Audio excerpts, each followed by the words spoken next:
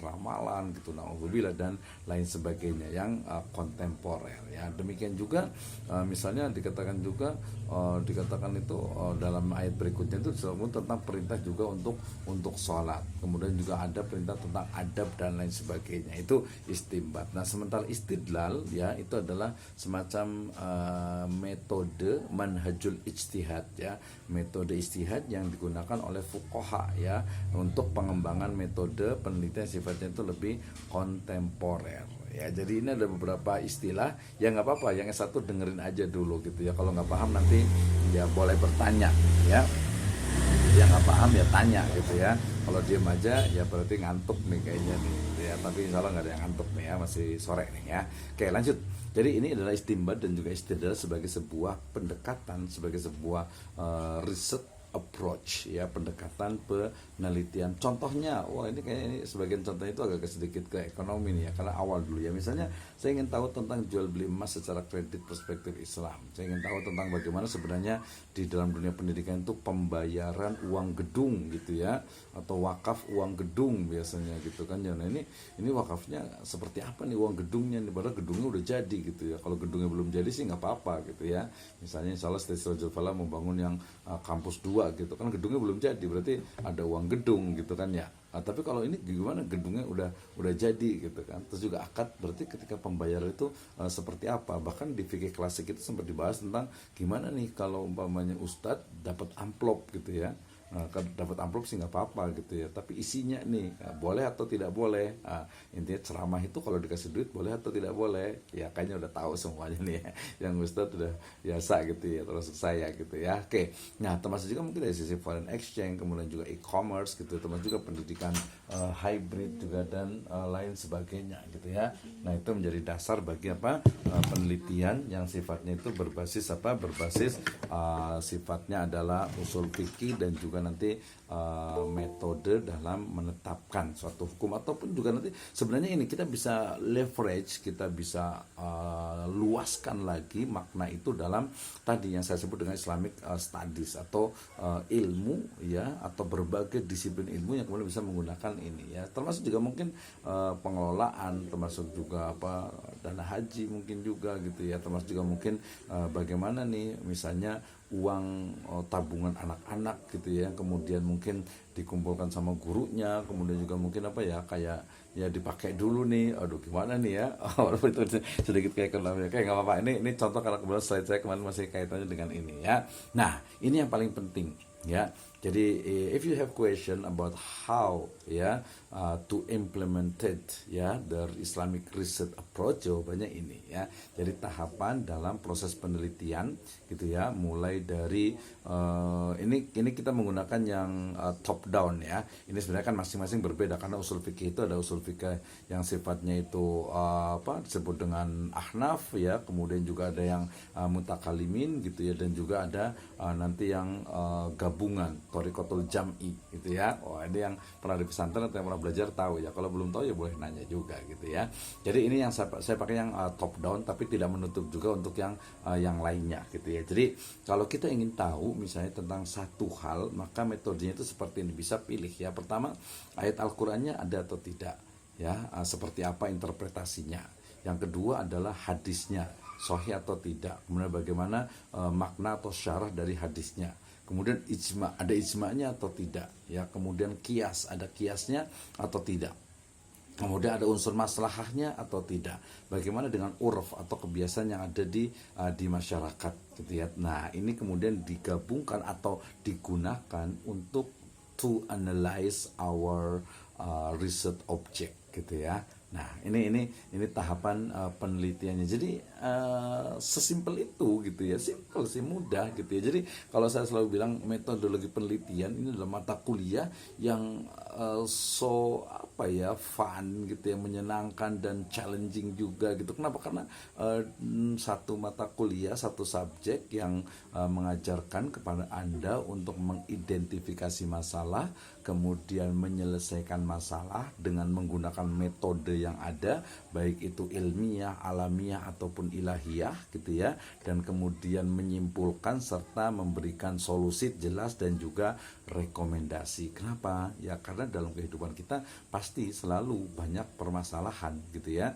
Nah, permasalahan itu harus diidentifikasi, tidak bisa kita tuh menyelesaikannya dengan erosi gitu ya, dengan emosi maksudnya gitu ya, dengan emosi gitu ya, nggak bisa gitu, harus dengan logis, sistematis, empiris dan dipandu oleh wahyu tentu saja gitu ya. Misalnya nih sebagai contoh nih ya, misalnya dalam keseharian kita melihat orang itu, oh ada nih orang yang dia kayaknya itu banget deh, sirik banget gitu ya, dengki banget ke saya gitu. Kenapa sih sebabnya? Wah, berarti harus diriset nih, harus dipenelitian nih.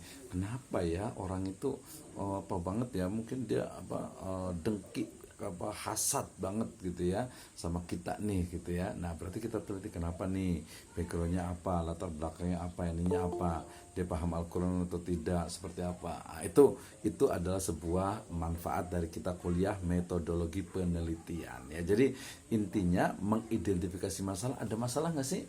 Ya sekarang ada masalah nggak sih? Kemarin kalau ditanya mahasiswa ada masalah nggak? Ada pak, katanya. Masalahnya apa? Masalah finansial pak, keuangan gitu ya. Ya iya, ya betul, itu memang masalah. Makanya ketika ada masalah finansial berarti identifikasi, oh ada permasalahan finansial. Oke, kalau permasalahan finansial berarti cara menyelesaikannya bagaimana?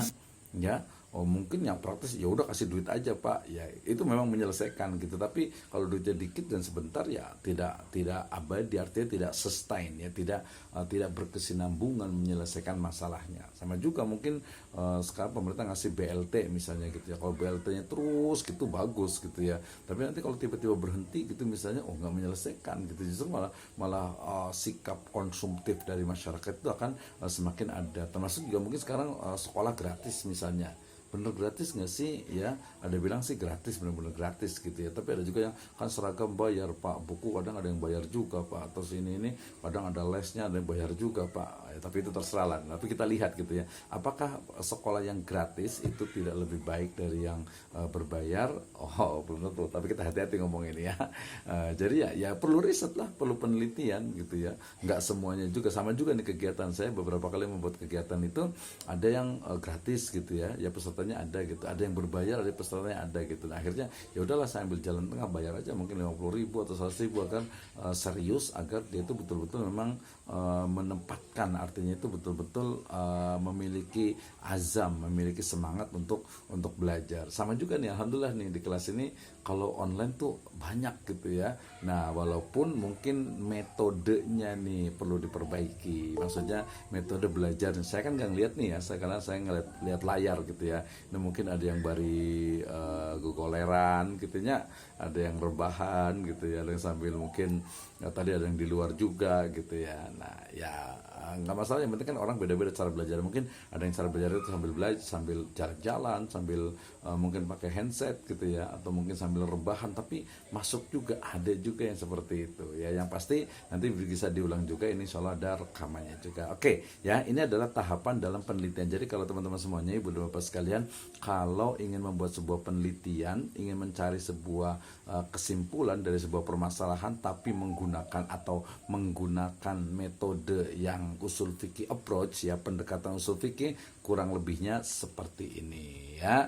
Nah, kemudian ada juga nih, ini biasanya dalam dunia agak sedikit falsafati, yaitu maqasidus syariah. Jadi maqasidus syariah adalah maksud dan tujuan dari syariat gitu ya. Oke, sebentar saya minum dulu ya.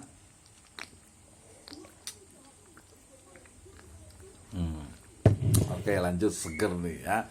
Yang belum itu boleh ngopi dulu, boleh sambil teh atau minum susu gitu ya, biar semangat nih kuliahnya. Oke ya, kita sampai di maqasidus syariah ya, atau maqasidus syariah approach. Apa itu? Ya, maqasidus syariah adalah maksud dan tujuan dari syariat.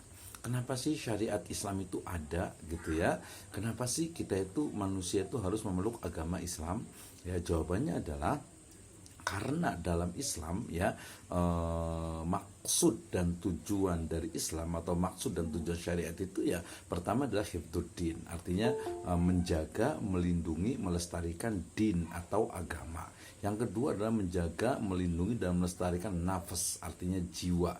Ya, jadi nggak boleh kan wala taqtulu auladakum khasyatal imlak atau wala taqtulu anfusakum, tidak boleh membunuh orang lain, menghilangkan nyawa orang lain. Itu kenapa agama itu datang, karena dalam agama itu, dalam Islam itu tidak boleh menghilangkan nyawa orang lain, ya, baik itu muslim ataupun juga non muslim, ya, kalau tidak ada sebabnya gitu ya. Nah, kemudian kedua juga hifdzul akal, menjaga, melindungi dan mengembangkan akal, ya.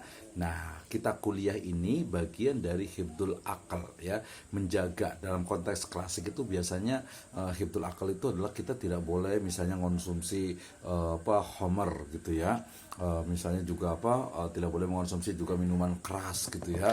Nih kayak ini nih minuman keras nih tuh, ya. Oh, nih tuh kan es batu nih keras gitu ya. Bukan ya, maksudnya homer gitu ya, tidak boleh homer. Kemudian juga narkoba gitu ya, dan lain sebagainya itu nggak boleh. Kenapa? Karena itu merusak akal. Padahal dalam Islam itu kita harus melindungi atau menjaga, melindungi dan juga melestarikan dari akal itu sendiri gitu ya.